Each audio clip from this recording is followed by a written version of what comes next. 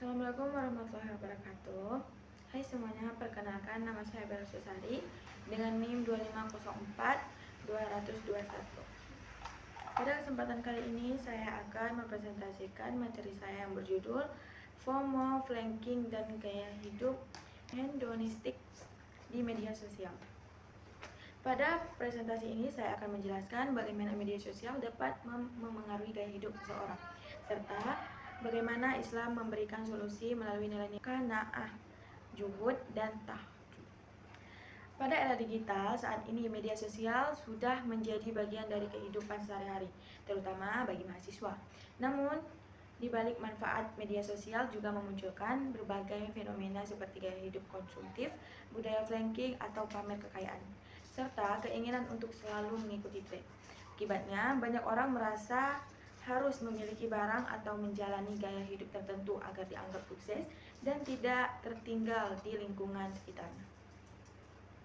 Sebagai contoh, terdapat seorang mahasiswa bernama Rizky Maulana yang sedang berada di semester 4. Setiap hari ia melihat teman-temannya di media sosial yang tampak sering berlibur, memakai pakaian bermerek, dan nongkrong di tempat-tempat mahal. Lama-kelamaan, Rizky merasa hidupnya kurang dibandingkan orang lain, sehingga muncul rasa tidak percaya diri dan tekanan untuk mengikuti gaya hidup tersebut. Akibat rasa takut tertinggal atau fear of missing out, FOMO, Rizky mulai mengambil keputusan yang kurang bijaksana. Ia meminjam uang menggunakan layanan pay later secara berlebihan, bahkan menyembunyikan kondisi ekonomi keluarganya. Pada akhirnya, ia memiliki utang sekitar 3,5 juta hanya untuk memenuhi gaya hidup yang sebenarnya tidak sesuai dengan kemampuannya. FOMO memiliki dampak yang cukup besar. Secara psikologis, seseorang akan merasa minder, tidak pernah puas, mudah stres, bahkan kehilangan rasa percaya diri.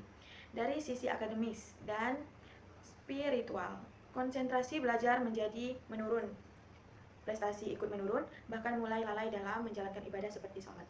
Hal ini menunjukkan bahwa FOMO bukan hanya berdampak pada keuangan, tetapi juga pada kesehatan mental dan hubungan seseorang dengan Allah Subhanahu wa Ta'ala. Fenomena ini juga didukung oleh berbagai data.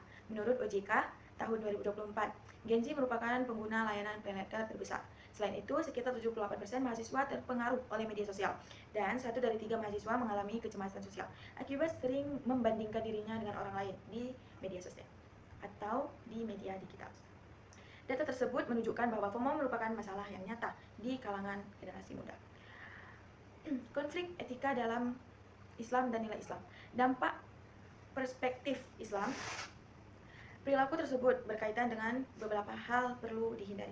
Pertama adalah riya, yaitu memamerkan sesuatu agar dapat dipuji. Kedua, sumah, yaitu mencari perhatian orang lain. Ketiga, ada hidup berlebihan dan boros. Keempat adalah hasad, yaitu rasa iri terhadap nikmat yang dimiliki orang lain.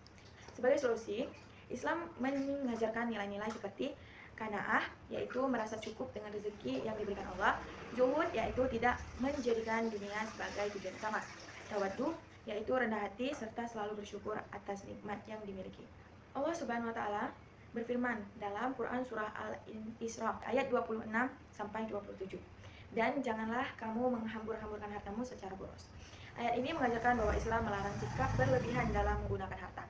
Selain itu, Rasulullah Subhanahu wa Ta'ala juga bersabda, kekayaan bukanlah karena banyaknya harta, tetapi kekayaan adalah hati yang merasa cukup. Hadis ini mengingatkan bahwa kebahagiaan sejati berasal dari rasa syukur dan qanaah, bukan dari banyaknya harta atau pengakuan orang lain. Ada beberapa pertanyaan yang dapat kita renungkan bersama. Apakah FOMO termasuk penyakit spiritual? Apa perbedaan menikmati rezeki dan hidup boros? Bagaimana Islam memandang kebaikan, kebiasaan membandingkan diri dengan orang lain? Dan bagaimana cara membangun identitas diri tanpa menggantung pada media sosial? Solusi yang dapat dilakukan yaitu membiasakan muhasabah, membedakan kebutuhan dan keinginan, mengurangi konsumsi konten flanking melalui digital detox, memperkuat iman dan akhlak, memiliki lingkungan yang positif, serta meningkatkan literasi keuangan agar terhindar dari utang konsumtif. Sebagai penutup, dapat kita simpulkan orang Islam mengajarkan bahwa hidup sederhana, bersyukur dan rendah hati akan membawa ketenangan hati.